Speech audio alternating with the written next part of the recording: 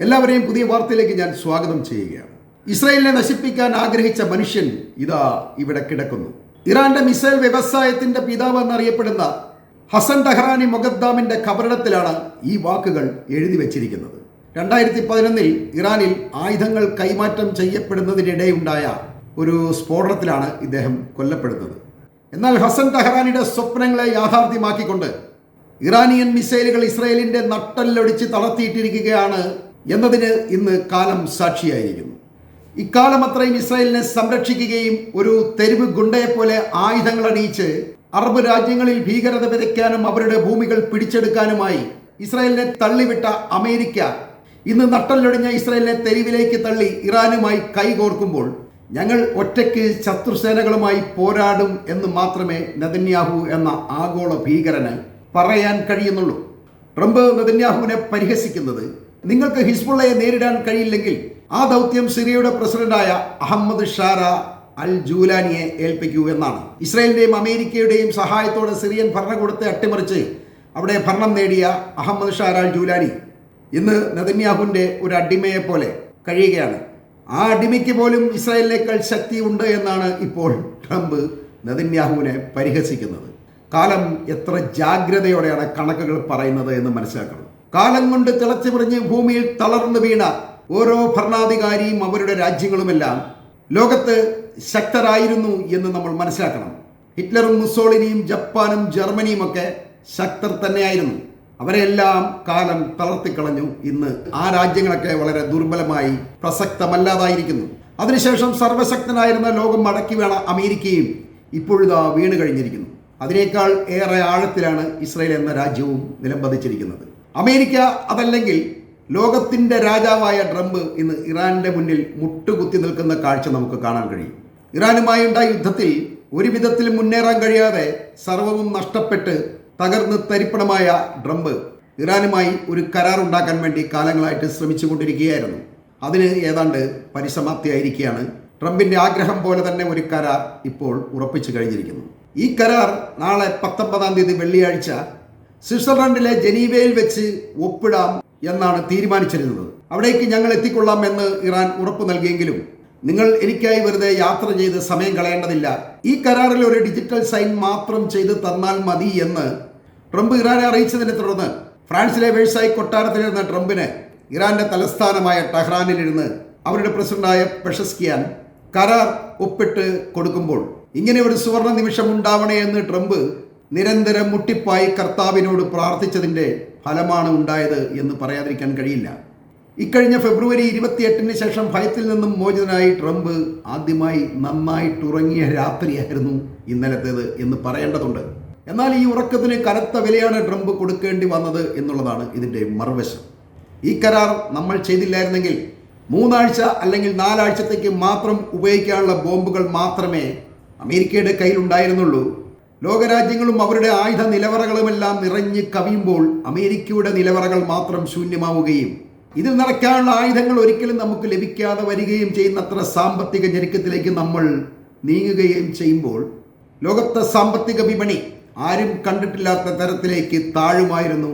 അതുകൊണ്ട് ഈ വലിയ സാമ്പത്തിക ദുരന്തത്തെ ഞാൻ തടഞ്ഞു നിർത്തുകയാണ് ഈ കരാറിലൂടെ ചെയ്തത് എന്ന് ട്രംപ് വീമ്പിളക്കുമ്പോൾ ഈ G7 കൂടിയിരുന്ന നേതാക്കൾ മുഴുവൻ അമ്പരപ്പോടെ തലയിൽ കൈവയ്ക്കുകയാണ് ഉണ്ടായത്. അവരെല്ലാം ഞെട്ടിപ്പോയി എന്ന് വേണം പറയാൻ. അവരൊന്നടങ്കം അമ്പള ഭീമ ഇറാനെ എന്ന് മനസ്സിലെങ്കിലും വിളിച്ചിട്ടുണ്ടാവണം, ഓർത്തിട്ടുണ്ടാവണം. അത്രയധികം താഴ്ന്ന നിലയിലേക്കാണ് ട്രംപ് എത്തിയിരിക്കുന്നത്. ഇക്കാര്യം നിങ്ങൾക്ക് G7 ഉച്ചകോടിയുടെ വീഡിയോകൾ കണ്ടാൽ മനസ്സിലാക്കാൻ കഴിയും. ട്രംപിനെ കുറിച്ച് പഠിക്കാൻ വേണ്ടി ചർച്ചാ സംഘത്തിനൊപ്പം 2 സൈക്യാട്രിസ്റ്റുകളെ കൂടി അയച്ച ഇറാൻ ട്രംപിന്റെ മാനസിക നില അളക്കുകയും അമേരിക്ക സൈനികമായി പപ്പടമായിട്ട് പൊടിഞ്ഞു തീരാൻ പോകുന്നു എന്ന് മനസ്സിലാക്കിയാണ് കരാറിൽ നിന്നും ഇതുവരെ ഒഴിഞ്ഞു നിന്നത് എന്ന് ലോകം തിരിച്ചറിഞ്ഞു കഴിഞ്ഞു. അതുകൊണ്ടാണ് അവർ അമേരിക്കയ്ക്ക് ഒരിക്കലും അംഗീകരിക്കാൻ കഴിയാത്ത ഡിമാൻഡുകൾ മുന്നോട്ട് വെച്ചതും ഇറാന് അനുകൂലമായ ഒരു ഉടമ്പടികൾ ഒപ്പിടാൻ അനുവദിച്ചതും. ഇറാന്റെ കടുംപിടുത്തം ഇപ്പോൾ ഏതായാലും ഫലം ചെയ്തിരിക്കുകയാണ്. ഈ കരാർ ഇന്നലെ ഡിജിറ്റലായി ഒപ്പിട്ടതിന് ശേഷം ട്രംപ് പറയുന്നത് ഞാനും ഇറാനും ഒന്നാണ്, അല്ലെങ്കിൽ അമേരിക്കയും ഇറാനും ഒന്നാണ്. ഇറാന്റെ സാമ്പത്തിക വികസനത്തിനും പുനർനിർമ്മാണത്തിനുമായി കുറഞ്ഞത് $3000 കോടി ധനസഹായം കൊടുക്കാൻ ഞങ്ങൾ ഉദ്ദേശിക്കുന്നു. ഇത് 60 ദിവസത്തിനകം ഇറാന് കൈമാറും എന്നാണ്. യഥാർത്ഥത്തിൽ കരാർ പ്രകാരം ഇത് ഇറാന് കൊടുക്കേണ്ട നഷ്ടപരിഹാരം എന്നാണ് പറയേണ്ടത്. അവരുടെ രാജ്യത്തെ ആക്രമണം നടത്തി നശിപ്പിച്ചതിനുള്ള നഷ്ടപരിഹാരം. അല്ലാതെ ഇറാൻ നശിച്ചാലോ സാമ്പത്തികമായി തകർന്നാലോ ഒന്നും ട്രംപിന് പുല്ലാണ് എന്ന് പറയേണ്ടതുണ്ട്. ഇക്കാലം അത്രയും ഇറാനെ സാമ്പത്തികമായി നട്ടല്ലൊടിക്കുക അല്ലാതെ തകർക്കുക എന്ന ലക്ഷ്യത്തോടെയാണ് അവരെ ഉപരോധത്തിലിട്ടിരുന്നത്. എന്നാൽ അവർ സ്വയം കരുത്താർജിച്ചുകൊണ്ട് അമേരിക്കയെ തന്നെ തിരിച്ചടിച്ചു കഴിഞ്ഞപ്പോൾ ഇപ്പോൾ ട്രംപ് ഇറാന്റെ കാൽക്കൽ വീണിരിക്കുകയാണ്. എന്നാൽ ഈ $30,000 കോടി ഇറാന് കൊടുക്കാമെന്ന് ട്രംപ് വാക്ക് പറഞ്ഞാൽ മാത്രം പോരാ. ട്രംപ് എന്നും വാക്ക് മാറ്റി പറയുന്നത് കൊണ്ട് അത് തന്നിട്ട് പോയാൽ മതി എന്ന് പറഞ്ഞുകൊണ്ട് ട്രംപിൻ്റെ സൈന്യത്തെയും അവരുടെ യുദ്ധോപകരണങ്ങളെല്ലാം ഇപ്പോൾ ഇറാൻ മിഡിൽ ഈസ്റ്റിൽ തടഞ്ഞു വെച്ചിരിക്കുകയാണ്. ഇത് തന്നിട്ട് പോയാൽ മതി എന്നാണ് ഇറാൻ പറയുന്നത്. അതുകൊണ്ടാണ് ഇറാനുമായി ഒരു അന്തിമ കരാർ ഒപ്പിട്ടതിന് 30 ദിവസത്തിന് ശേഷം മാത്രമേ ഞങ്ങൾ സൈന്യത്തെ മിഡിൽ ഈസ്റ്റിൽ നിന്നും പൂർണ്ണമായും പിൻവലിക്കൂ എന്ന് ട്രംപിന് പറയേണ്ടി വന്നത്. ട്രംപ് ഇങ്ങനെ പറയുന്നത് ഇറാന്റെ നിർദ്ദേശപ്രകാരമാണ്. ഈ പണം കൊടുത്തെങ്കിൽ മാത്രമേ ട്രംപിന് ഇവിടെ നിന്നും സൈന്യമായി തിരിച്ചു പോകാൻ കഴിയും. ഇനി ഒരിക്കലും അയാൾ മിഡിൽ ഈസ്റ്റിലേക്ക് വരാൻ പാടില്ല എന്ന നിർദ്ദേശമാണ് ഇറാൻ ട്രംപിന് മുന്നിൽ വെച്ചിരിക്കുന്നത്. അതുകൊണ്ട് തന്നെ മിഡിൽ ഈസ്റ്റ് അമേരിക്ക ഉപേക്ഷിച്ച് കഴിഞ്ഞു എന്ന് പറയേണ്ടതുണ്ട്. അമേരിക്കയുടെ വരുമാനത്തിൻ്റെ ഒരു 40% ഇപ്പോൾ മിഡിൽ ഈസ്റ്റിൽ നിന്നും നഷ്ടപ്പെടാൻ പോകുന്നത്. ഇതിലും രസകരമായ മറ്റൊരു കാര്യം ഇറാന്റെ മിസൈലുകളെ കുറിച്ചുള്ള ട്രംപിന്റെ ചില വാക്കുകളാണ്. ഇറാന് ചില ബാലിസ്റ്റിക് മിസൈലുകൾ ഉണ്ടായിരിക്കുന്നതിൽ എനിക്ക് വലിയ കുഴപ്പമൊന്നുമില്ല, നല്ലതല്ലേ എന്നാണ് ട്രംപ് ഇപ്പോൾ ചോദിക്കുന്നത്. മറ്റ് രാജ്യങ്ങൾക്ക് മിസൈലുകൾ ഉള്ളപ്പോൾ ഇറാൻ അതില്ലാത്തത് വളരെ അന്യായമാണ് എന്ന ഒരു നീതിബോധം ട്രംപിന് ഇപ്പോൾ ഉണ്ടായിട്ടുണ്ട്. സൗദി അറേബ്യയ്ക്കും ഖത്തറിനുമെല്ലാം മിസൈലുകളുണ്ട്. ആ ആപേക്ഷിക അനുവാദത്തിൽ ചിന്തിച്ചാൽ ഇറാൻ ബാലിസ്റ്റിക് മിസൈലുകൾ അവരുടെ കൈവശം വയ്ക്കുന്നതിൽ എനിക്ക് വലിയ കുഴപ്പമൊന്നുമില്ല എന്നാണ് ട്രംപ് പറയുന്നത്. ഇതിനെ കിട്ടാത്ത മുന്തിരി പുളിക്കും എന്നൊരു പഴഞ്ചൊല്ലാണ് പറയേണ്ടത്. ഈ പഴഞ്ചൊല്ല് ട്രംപിന് മുന്നേ ലോകം കണ്ടെത്തിയ വാക്കുകളാണ്. ഇതേ മിസൈൽ ഉണ്ടാക്കരുത്, ആണവായുധം കൈവശം വയ്ക്കാൻ പാടില്ല എന്നൊക്കെ പറഞ്ഞാണ് ട്രംപ് ഇറാനുമായി യുദ്ധത്തിന് ചെന്നത്. എന്നാൽ യുദ്ധത്തിൽ ഇറാൻ ട്രംപിന്റെ നിക്കർ ഊരി വിട്ടപ്പോൾ മിസൈലൊന്നുമില്ലെങ്കിൽ പിന്നെ എന്ത് രാജ്യം എന്ന തരത്തിലാണ് ട്രംപിന്റെ വാക്കുകളുള്ളത്. വടിവെച്ചെടുത്ത് കുടവെക്കില്ല, അത്ര കേമനാണ് ട്രംപ് എന്ന് പറയേണ്ടതുണ്ട്. അല്ലെങ്കിൽ തന്നെ വാക്കല്ലേ മാറ്റാൻ പറ്റുള്ളൂ, കൈയും കാലും ഒന്നും വെട്ടിമാറ്റാൻ കഴിയില്ലല്ലോ. ഇവർ തമ്മിൽ ഈ കരാറൊക്കെ ഇങ്ങനെ ഒപ്പുവെച്ചെങ്കിലും ഇനി ഇറാൻ ഈ കരാർ പാലിച്ചില്ലെങ്കിൽ എന്ത് ചെയ്യും എന്ന ചോദ്യത്തിനും ട്രംപിന് ഉത്തരമുണ്ട്.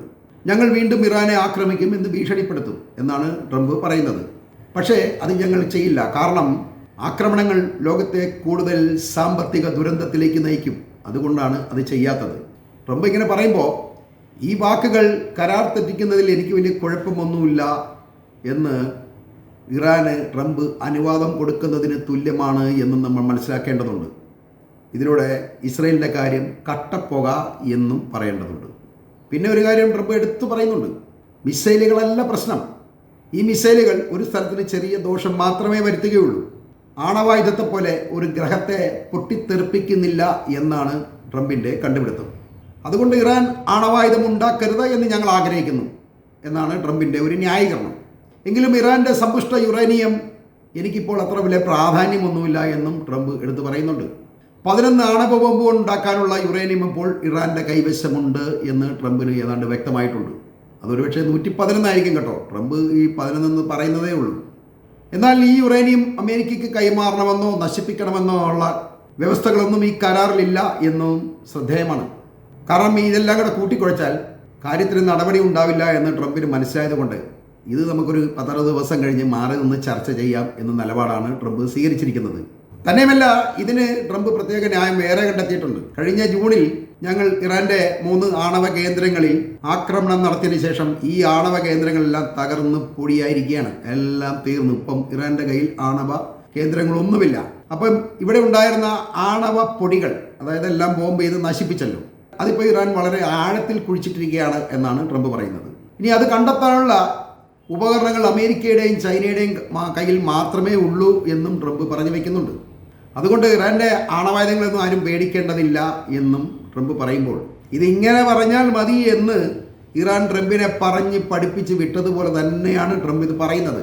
അല്ലാതെ ആണവായുധത്തെക്കുറിച്ച് ആവശ്യമില്ലാത്ത കമൻറ്റുകളെല്ലാം പാസ്സാക്കി കഴിഞ്ഞാൽ ഞങ്ങൾ കൈയും കെട്ടി നോക്കിയിരിക്കില്ല എന്ന് ഇറാൻ ട്രംപിനെ ഭയപ്പെടുത്തിയിട്ടുണ്ടെന്നുള്ള കാര്യത്തിൽ ഉറപ്പാണ്. ഇതിലൂടെയെല്ലാം നമ്മൾ മനസ്സിലാക്കേണ്ടത് യഥാർത്ഥത്തിൽ വിയറ്റ്നാമിലല്ല അമേരിക്ക തോറ്റത് എന്നാണ്. യഥാർത്ഥ തോൽവി അമേരിക്കയ്ക്ക് ഇപ്പോൾ ഉണ്ടായിരിക്കുന്ന ഇറാനിലാണ്. ട്രംപിന്റെ കയ്യിലുള്ള മുഴുവൻ ഇറാൻ പിടിച്ചു വാങ്ങി എന്നത് മാത്രമല്ല, ഇസ്രായേലിനെ അടിച്ചു കൊല്ലാനുള്ള ഒരു അച്ചാരം കൂടി എഴുതി വാങ്ങിയിട്ടാണ് ഈ ട്രംപിനെ മിഡിൽ ഈസ്റ്റിൽ നിന്നും ഇറാൻ ഇപ്പോൾ വിടുന്നത്. മര്യാദയ്ക്ക് അയാൾക്ക് അമേരിക്കയിലെങ്ങാണ് ഇരുന്നാൽ പോരായിരുന്നു, വല്ല ആവശ്യമുണ്ടോ? ഇതിനെല്ലാം കാരണം ഇറാനിയൻ ജനത സ്നേഹിക്കുകയും ആദരിക്കുകയും ബഹുമാനിക്കുകയൊക്കെ ചെയ്തിരുന്ന അവരുടെ പരമോന്നത ആത്മീയ നേതാവായ ആയത്തുള്ള അലി ഖാംനെയി എന്ന വയോവൃദ്ധനായ ഒരു മനുഷ്യനെ ഇസ്രായേൽ ഭീകരർ കൊലപ്പെടുത്തിയതാണ്. അന്ന് ഇറാൻ പ്രഖ്യാപിച്ചതാണ് ഇസ്രായേലിന്റെ കൗണ്ട് ഡൗൺ ആരംഭിച്ചു കഴിഞ്ഞു എന്നത്. ആ ലക്ഷ്യത്തിലേക്ക് ഇറാൻ ഇപ്പോൾ അടുത്തുകൊണ്ടിരിക്കുകയാണ്. ഇറാൻ പറയുന്നതൊന്നും വെറുതെ ആയിരിക്കില്ല. അവർ പറയുന്നതേ ചെയ്യൂ, ചെയ്യുന്നതേ പറയൂ. അവരുടെ കൈകൾ അല്ലെങ്കിൽ പ്രോക്സികൾ ഇപ്പോൾ വലിയ തോതിൽ ഇസ്രായേലിൽ നാശങ്ങൾ വിതച്ചുകൊണ്ടിരിക്കുകയാണ് എന്ന് പറയേണ്ടതുണ്ട്.